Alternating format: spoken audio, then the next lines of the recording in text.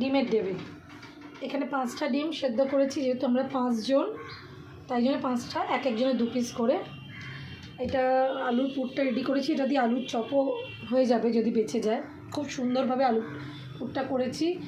আলু সেদ্ধ, ধনে গুঁড়ো, জিরে গুঁড়ো, লঙ্কার গুঁড়ো, কাঁচা লঙ্কা, নুন, হলুদ, লঙ্কার গুঁড়ো, আমচুর পাউডার, ধনে পাতাটা লাস্টে দেবেন, আর পেঁয়াজ, রসুন, আদা বাটা দিয়ে এটাকে তেলের মধ্যে আমি করেছি, এবারে রেডি করেছি।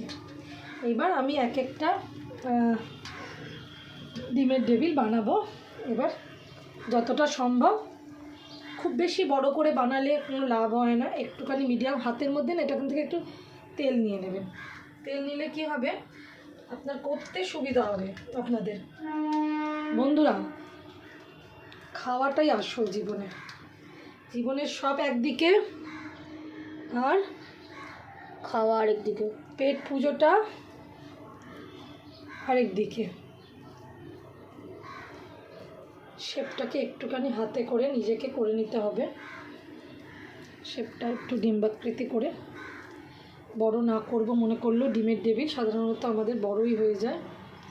শেপটাকে একটু ওই ভেতরে পুর ভরার মতন। প্রসঞ্জিৎ আগের দিন আমাকে একদিন বলছিল ডিম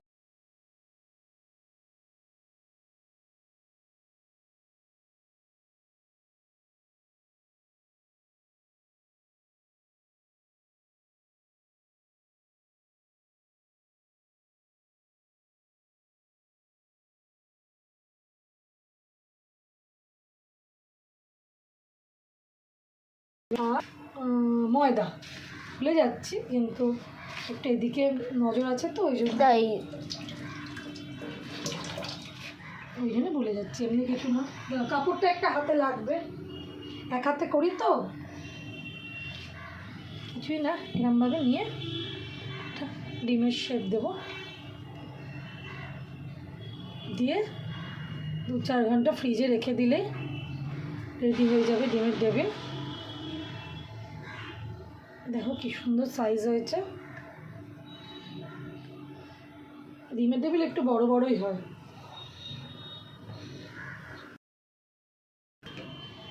এবার নেক্সটটা আমি ভাবছি একসাথে অনেকগুলো আগে রেডি করে নিই, তারপর একসাথে ওদিকে যাব, তাতে আমার সুবিধা হবে। আমি গোলাগুলো করে নিই, আমার বুঝতেও সুবিধা হবে।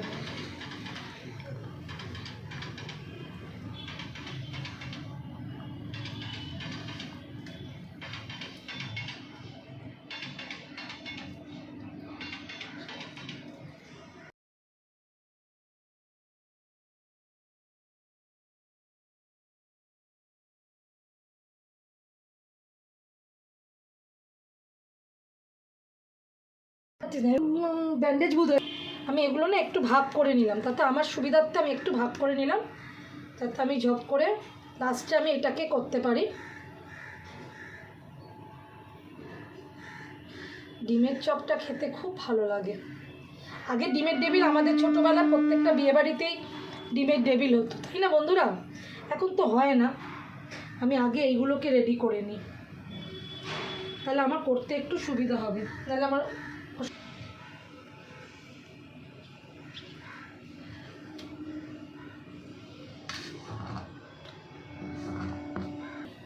একটা একটা করে আগে রেডি করে নিই, রেডি করে ওখানে রেডি করে রাখি, লাস্টে তৈরি করে ওইদিকে দেব।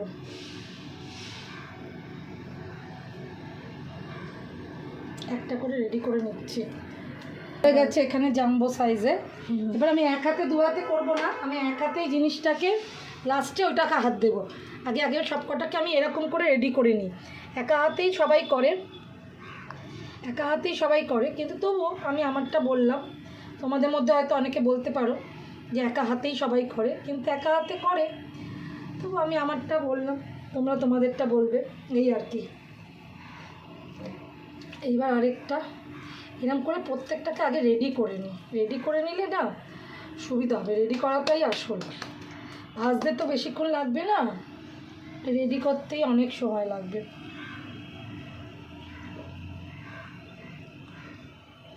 রেডি করতেই অনেক সময় লাগবে। এইবারে বোকা খাবার পর বারবার দেখাচ্ছে।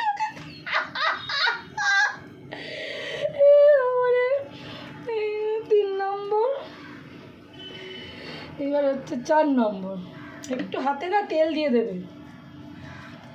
4 নম্বর। আরেকজনের অবস্থা খুব খারাপ এখানে, না এটা দেবো না। এই 4 নম্বর ঢোকালাম। একটু কায়দা করে করতে হবে গো বন্ধুরা, রান্নাটাই হচ্ছে কায়দা, সব জিনিসই কায়দা জীবনে, কায়দা ছাড়া। এই দেখো 5টা হলো। এইবার হবে 6 নম্বর, গুনে গুনে করতে হচ্ছে কেন এতগুলো বোন সবারই।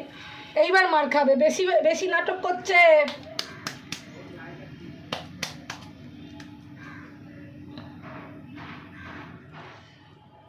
এইবার নাটক করলেই মার খাবি তুই।